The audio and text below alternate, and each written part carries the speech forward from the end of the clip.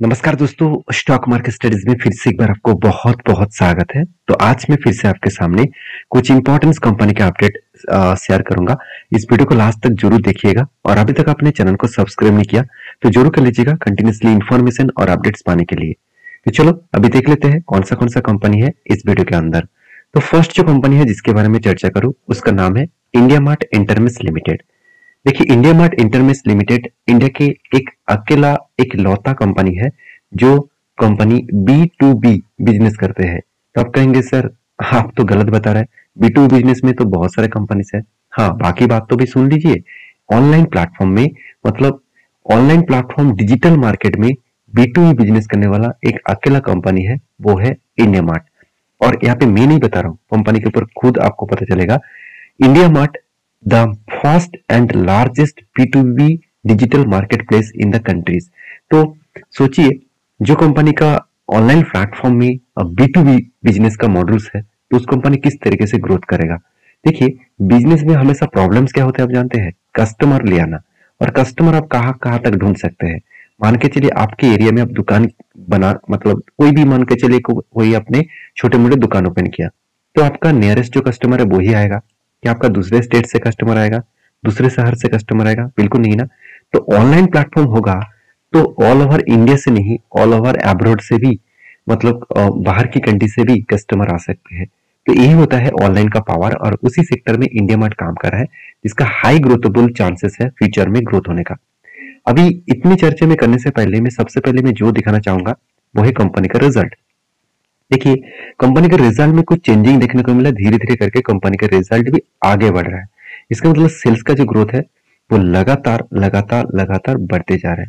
तो इस बात को आपको याद रखना है, इस बात को आपको ध्यान में रखना है कि कंपनी की जो सेल्स है वो लगातार यहाँ पे बढ़ते चले जा रहे हैं। और सेल्स बढ़ने के कारण कंपनी का एक्सपेंस भी कंट्रोल हुआ और उसके बाद कंपनी की जो प्रॉफिटेबिलिटी है वो भी देखिए 74 करोड़ से बढ़ते बढ़ते कंपनी की जो प्रॉफिटेबिलिटी है 83 करोड़ तक पहुंच चुके हैं। इसका मतलब कंपनी कंटिन्यूसली खुद का sales growth and profit growth को मेंटेन कर रहा है। ये भी कंपनी के लिए गुड न्यूज है और जितने सारे इन्वेस्टर है उसके लिए भी गुड न्यूज है। तो अभी एक बात मैं आपको बता दूं कि कंपनी की जो ग्रोथ है वो तो बढ़ता हुआ देखने को मिला है। अभी कंपनी का बैलेंस शीट क्या बता रहा है? देखिए, बैलेंस शीट एक टाइम कंपनी का रिजर्व नेगेटिव में था तो एक बहुत बड़ा कंपनी के लिए खतरा था, क्योंकि रिजर्व नेगेटिव होना मतलब कंपनी खतरे से खाली नहीं था। और धीरे धीरे करके कंपनी 2019 के बाद वो रिजर्व को बढ़ाना स्टार्ट किया और रिजर्व जब बढ़े तो कंपनी का कर्जा भी बढ़ा। कर्जा छोटे मोटे कर्जा है, उतना ज्यादा कर्जा नहीं है। फिर भी कंपनी का जो CWIP है, कंपनी इन्वेस्टमेंट ऑनगोइंग प्रोसेस में कुछ भी नहीं है कि ये कंपनी एक ऑनलाइन प्लेटफॉर्म बिजनेस कर रहा है। इसमें CW होना मतलब ना होना ही चाहिए, क्योंकि यहाँ पे कोई इन्वेस्टमेंट नहीं हो रहा है, यहाँ पे कोई मतलब कोई प्रोसेसिंग नहीं हो रहा है जिसके ऊपर कंपनी इन्वेस्टमेंट करे। तो रही बात इस कंपनी के एज ए इन्वेस्टर, प्रोमोटर से लेकर FSDS पब्लिक हर किसी के पास इन्वेस्टमेंट है। तो आपको क्या लग रहा होगा कि इंस्टीट्यूशन बेवकूफ है क्या, वो इतने पैसा इस कंपनी के ऊपर लगा रहा है? वो बेवकूफ नहीं है। बेवकूफ तो हम लोग बनते हैं। हम लोग क्या करते हैं, स्टॉक जब भागना स्टार्ट करते हैं तब हम लोग बाय नहीं करते। वो स्टॉक जब पीक लेवल में होते हैं तब बाय कर लेते हैं। वहां से अगर गिरावट हो गया तो हम लोग सोचते हैं कि कंपनी बर्बाद हो जाएगा, कंपनी खत्म हो जाएगा, मेरा पैसा डूब जाएगा, चलो मैं एग्जिट कर लूं। तो यही होता है हमारा प्रॉब्लम। हम लोग को क्या करना चाहिए, इंस्टीट्यूशन जैसे सोचना चाहिए। इंस्टीट्यूशन क्या करते हैं, जब शेयर करेक्शन होता है उस कुछ रेंज को मार्किंग करता है, उस रेंज में बाय करता है, फिर से शेयर ऊपर जाने के लिए वो तैयारी करते हैं।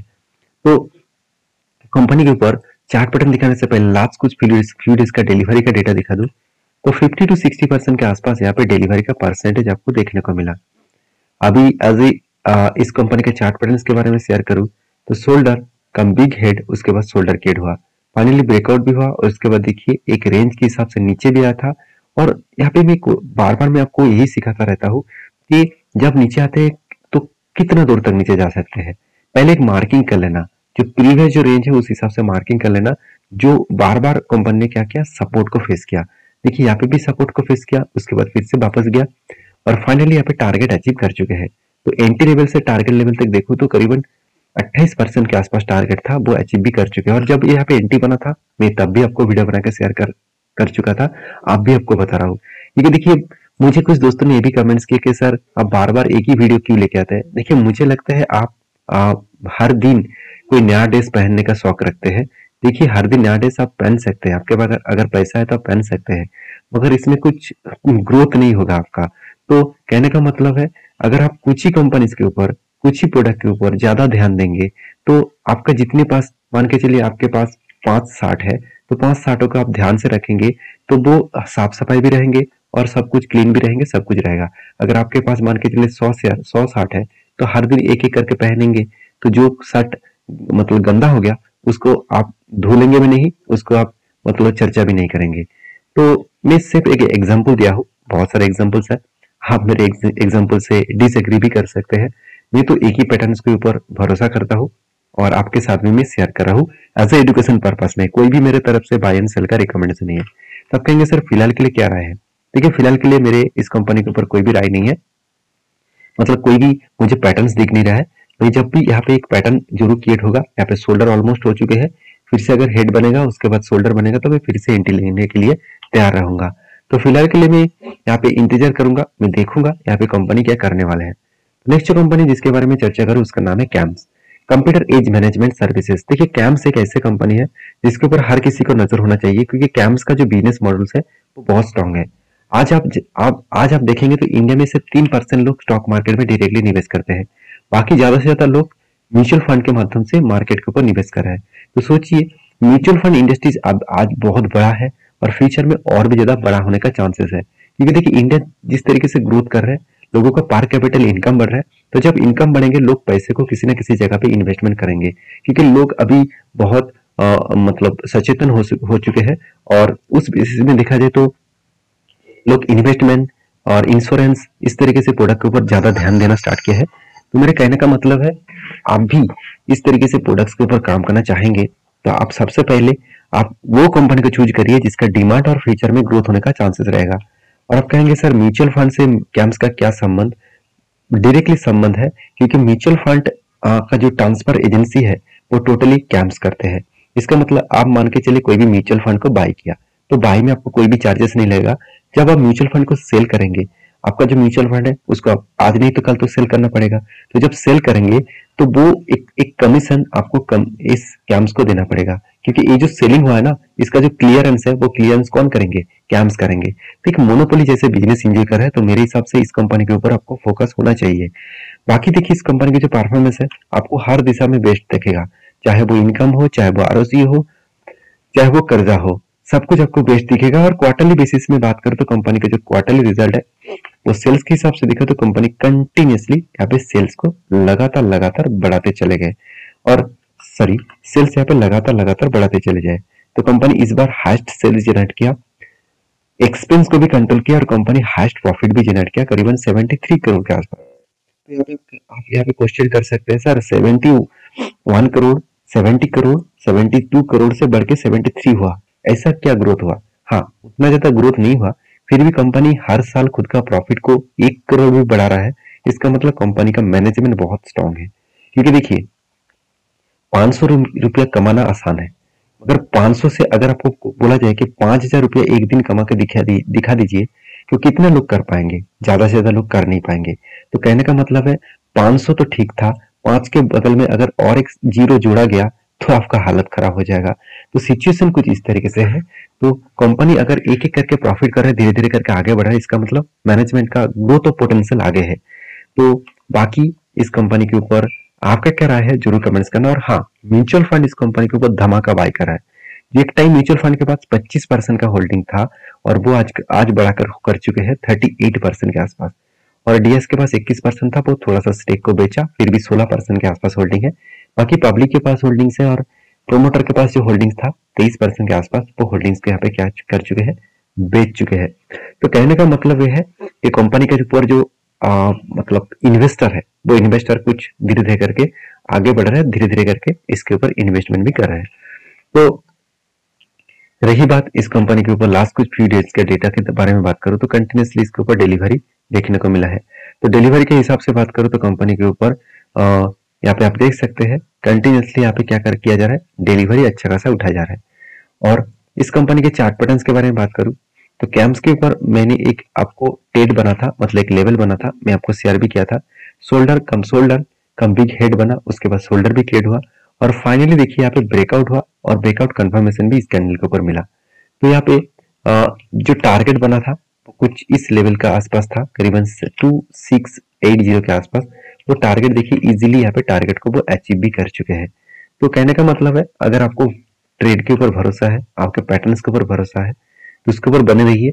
आज नहीं तो कल वो आपको पैटर्न जरूर प्रॉफिट देंगे। तो आपके क्या राय है इस कंपनी के ऊपर जरूर कमेंट्स करना। नेक्स्ट जो कंपनी है जिसके बारे में बात करूं उसका नाम है IRFC।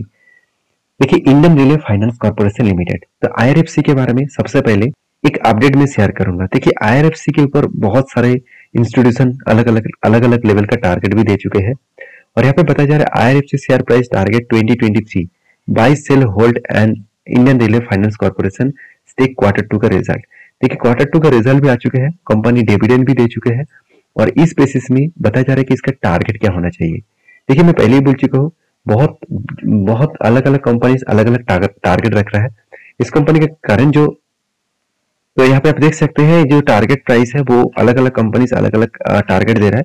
तो उस हिसाब से आपको इस कंपनी का आगे देखना चाहिए, आगे सोचना चाहिए। बाकी आप समझदार है, समझदारी से काम लीजिए, क्योंकि टारगेट देखिए बहुत सारी कंपनीज ने इसका टारगेट 90 तक दिया गया है। तो 90 तक टारगेट जाएगा कि नहीं जाएगा वो तो आपको बाद में पता चलेगा। फिलहाल की जो इसका सिचुएशन है, मेरे हिसाब से कंपनी का जो क्वार्टर रिजल्ट आया उस बेसिस में कंपनी का ग्रोथ देखिए कंटिन्यूसली बढ़ते जा रहा है।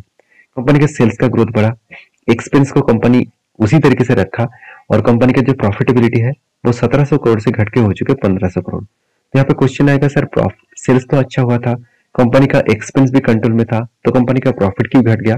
क्योंकि कंपनी को इस बार इंटरेस्ट ज्यादा देना पड़ा, क्योंकि कंपनी ने कर्जा ज्यादा लिया था। अभी कर्जा कितना लिया गया वो आप देखेंगे तो पिछली बार का जो कर्जा था करीबन करीबन 3,88,000 करोड़ के आसपास था। अभी मैं चलो इसको अभी दिखा देता हूँ कंपनी का। देखिए, इस बार कर्जा कितना 4 लाख करोड़ के आसपास है और कंपनी कर्जा ज्यादा लिया, इस बेसिस में कंपनी का जो प्रॉफिटेबिलिटी है वो भी धीरे धीरे करके आगे बढ़ने का कारण बन रहा था। अभी कर्जा थोड़ा सा बढ़ा है तो उस बेसिस में कंपनी का एक्सपेंस बढ़ गया और एडजस्टमेंट प्राइस के हिसाब से कंपनी का प्रॉफिटेबिलिटी थोड़ा सा कम हुआ। अभी थोड़ा सा प्रॉफिट कम हुआ, इसका मतलब ये नहीं कि कंपनी बेकार हो गया। कंपनी के बाकी पैरामीटर्स के हिसाब से बात करूं तो कंपनी के ऊपर इन्वेस्टर उतना ज्यादा इन्वेस्टमेंट नहीं करके रखा। मतलब पब्लिक के पास तो होल्डिंग्स है, मतलब पब्लिक के पास होल्डिंग होने के बाद एफआईएस और डीएस के पास होल्डिंग्स ना के बराबर है। अभी क्वेश्चन ये आएगा, क्या सर कंपनी इतना शानदार रिटर्न दिया और इतने बड़े कंपनी है, कंपनी की छोटे मोटे भी कंपनी है, करीबन 1 लाख करोड़ के आसपास कंपनी है, तो कंपनी में ऐसे क्या हुआ इसके चलते इंस्टीट्यूशन बाय नहीं कर रहा? देखिए, इसके पीछे एक ही रीजन है, उसका प्रोमोटर के पास होल्डिंग्स।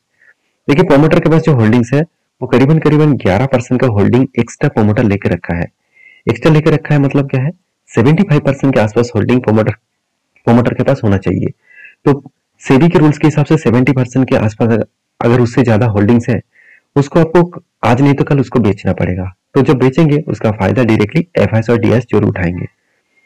तो आपके क्या राय है इस कंपनी को जरूर कमेंट्स करना, क्योंकि कंपनी का जो हाल फिलहाल का जो सिचुएशन है आज कुछ फ्यू डेज में डिलीवरी तो उठ रहा है, उतना हाई ग्रोथेबल डिलीवरी नहीं है। अगर इसी चीज को मैं चार्ट पैटर्न के हिसाब से बात करूं तो आप देखें, ध्यान से देखेंगे तो इस लेवल को ब्रेकआउट करने के बाद ऊपर गया, फिर से एक सस्टेन किया, ऊपर गया, फिर से देखिए कंपनी क्या क्या यहाँ पे धीरे धीरे करके डाउन साइड ट्रेड आया। तो मैंने आपको ये भी बताया कि एक ट्रायंगल जैसे पैटर्न क्रिएट हो रहा है, इसका फ्लैग विद वूल जैसे भी पैटर्न कह सकते हैं। जब इस तरीके से पैटर्न क्रिएट होने के बाद अगर ब्रेकआउट करे और रिट्रेसमेंट करने के बाद फिर से रिवर्सल करे तो सोचना एक बड़ा धमाका हो सकते हैं। तो उस दिन के लिए मैं इंतजार कर रहा हूं, जब इस तरीके से पैटर्न कंफर्म होंगे तो मैं आपके साथ जरूर शेयर करूंगा।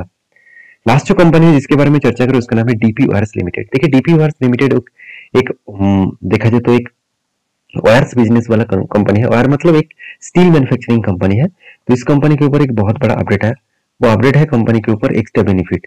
तो बेनिफिट क्या देने वाला है, कंपनी बोनस देने वाला है। और बोनस कब मिलेगा, आज के दिन ही मिलेगा, क्योंकि बहुत दिनों से मैंने आपके साथ शेयर भी कर रहा था कि हर 7 शेयर के बदले 1 शेयर आपको बोनस के हिसाब से मिलने वाला है।